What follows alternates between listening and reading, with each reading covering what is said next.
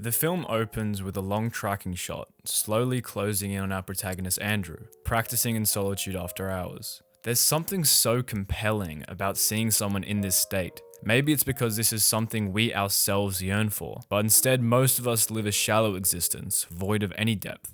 At this point, we are met with our antagonist, Terrence Fletcher, who interrupts this practice to do an impromptu audition and swiftly concludes Neiman is not good enough. This is the start of a borderline abusive relationship that will push Neiman past his breaking point and put him on the path of extreme deep work, eventually becoming the finest student Fletcher has ever taught.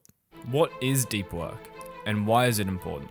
Deep work is the term coined by author Cal Newport, author of Deep Work. Yeah, funny that. It refers to work done with singular focus on something of meaning for an extended period of time. So an example of a shallow workday would be, say, answering emails and Slack messages incessantly and sitting in pointless meetings all day until you look up and it's 5 o'clock, and although you felt busy the entire day, in reality you achieved nothing of substance. Not only do we need deep work to master new and difficult skills, but it's also essential for the mind and soul.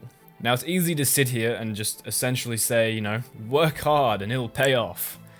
No shit. But we rarely get told why it pays off and how it pays off. Way down the line is a very vague and ambiguous timeline. We have no idea when that's actually going to happen, and so we get lazy and apathetic and we give in to things that are more instant. And today I've chosen to dissect the movie Whiplash because I think it's an incredible portrayal of deep work and get into the science behind why it works. The recipe: 1 part isolation, 1 part pain. Part 1. Isolation. Scientists have actually been able to isolate the mechanism that's responsible for getting better at things, and it's called myelin. Myelin is a layer of fatty tissue that wraps around your neurons as like an insulator, and it helps them to fire faster and more efficiently. And what you have to understand is any skill can be broken down into a group of circuits in the brain.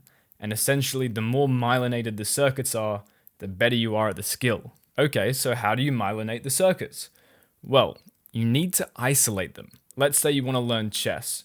If you start playing chess, but you have a movie on in the background and you're swiping through your phone every 5 minutes, there's too many active circuits in the brain for your brain to know which one to myelinate.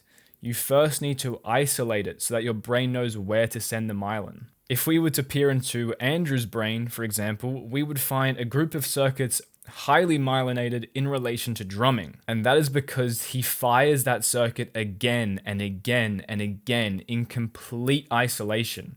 As we saw in the opening shot, he didn't have a phone, he didn't have any distractions in there, it was just him and the drums. The problem is the world we live in today is designed to attack you on all fronts. Everything is vying for your attention, and they have scientists in marketing and big companies everywhere that get into the science of how to steal your attention. So you are on an uphill battle, unfortunately. And if you want to get better at something, you have to learn to clear your distractions. You have to learn to develop singular focus. But with the world we live in today, everything is vying for your attention. It is trying to attack you on all fronts and scatter your attention as much as possible. And it's keeping you weak. Part 2. Pain. One of the most robust cues for neuroplasticity is failure. Failure signals to the brain that something needs to change. If all of your circuits are firing successfully and you're getting the outcome you want, you're staying within your comfort zone, then there's no cue to change. So you need to be working outside of that comfort zone. You need to be pushing yourself past your limits if you want to get better. This is what Terrence Fletcher is trying to impart on his students. Whether or not you think he goes too far or not is up for debate. Get the fuck out of my sight before I demolish you. But he is always keeping them in a state of discomfort in order to keep them in a state of growth. Flow versus deep work. As a final point, I'd like to explore the differences between flow and deep work. A lot of people confuse the two because they sound similar and they exist in the same space, but in reality, they're actually at the opposite ends of the spectrum. Flow has been crowned as the king of consciousness. It is the state where your perception of time fades away and hard skills become effortless. Flow is a buzzword for a reason. It's an incredible state of peak performance, but it doesn't exist in the framework of growth and improvement in the way you think it does. Cal Newport tells this story on the Huberman podcast about how he used to study professional guitar players to see what made them different to all the amateurs, including himself, who played a lot of guitar back then. He talks about how when he would practice, he would just kind of like jam along to the songs that he knew and the songs that were fun, and he would just kind of stay in that comfort zone. But when he studied these professional guitar players, they almost never played something that they were comfortable with. They were never having fun. They were never in flow. The name of the game for them was speed. They were always trying to get 10% faster than what they felt comfortable playing. That way, when they get up on stage, they'd fall into a higher state of flow where things just became effortless and it was almost impossible for them to make a mistake at regular speed. And that's the reward for deep work. All those hours you put in that were excruciatingly painful and uncomfortable, and you were trying things that you didn't know how to do, and you were failing and failing and failing, but eventually you got a little bit better and a little bit better and a little bit better. Now when you drop into flow, your flow is that much better.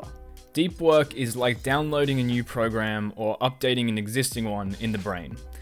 And yeah, it takes a while to download, but once it does, you can then drop into flow, which is you running that program, and it just kind of takes care of itself. But as you can see, getting into flow just allows you to operate at your best, but it doesn't push your best any better. So if you want to have your own Whiplash finale moment, you also have to endure the pain of punching the drums.